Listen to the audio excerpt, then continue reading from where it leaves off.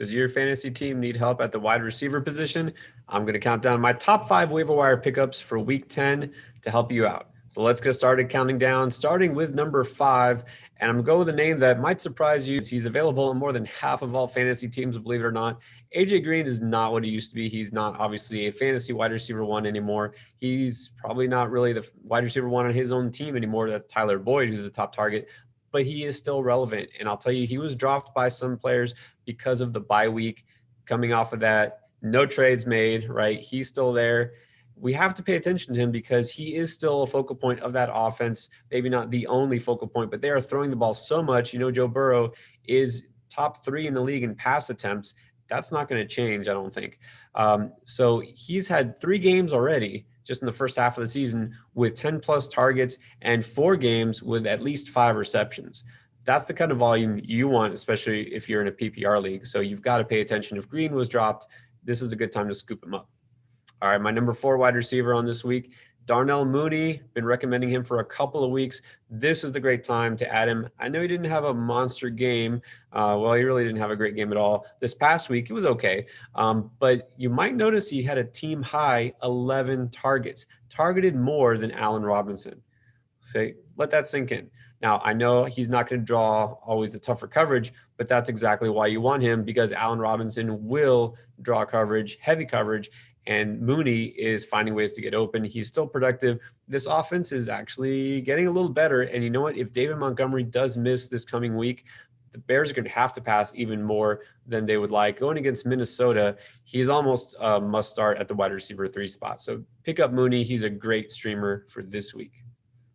Number 3, a guy that is also kind of gaining steam in his offense is Curtis Samuel. I know we said DJ Moore was the number 1 receiver in Carolina, and then Robbie Anderson, is kind of swooping in to take over that number 1 spot. He's done that. Well, guess what? Curtis Samuel now is taking over the number 2 spot.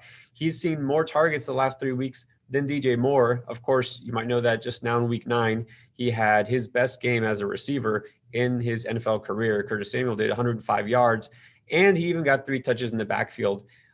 With Christian McCaffrey looking like he's going to be out, Samuel's still going to be involved. This is a guy that we really have to pay attention to. He's still very lightly owned across fantasy leagues. So this is a good time to scoop him up. At number 2, though, I have to sound the warning. This is last call for Allen Lazard. If you haven't picked up Lazard, if he's available for some reason in your league, pick him up now. Only 38% owned across Yahoo leagues. You've got to get Lazard.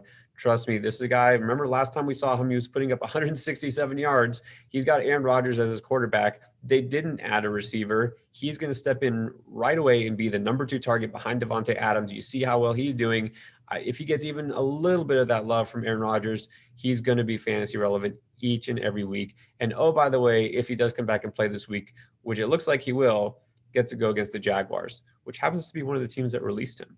I'm not saying it's a revenge game, but I'm just saying Lazard, it's a great spot to not just add him now, but start him right away.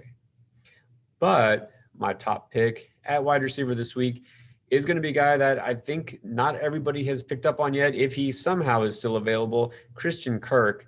I mean, at this point, can we say he's kind of overtaken DeAndre Hopkins in Arizona? No? Okay. So let's not say that, but he did outproduce him by a far amount this week in Miami. And you know what? Back-to-back games with 5 catches and 8 targets in each, but more importantly, 5 touchdowns total over the last 3 games. He is a deep threat, but he's also getting a lot of underneath routes. He's being used in the ways that we hoped he would have been used more last year. Looks like he's healthy. This is an offense that you know can support multiple receivers. I think you've got to like Kirk as a weekly wide receiver 3, if not borderline wide receiver 2 the rest of the way. So if for some reason he's still available in your league, he should be your top priority.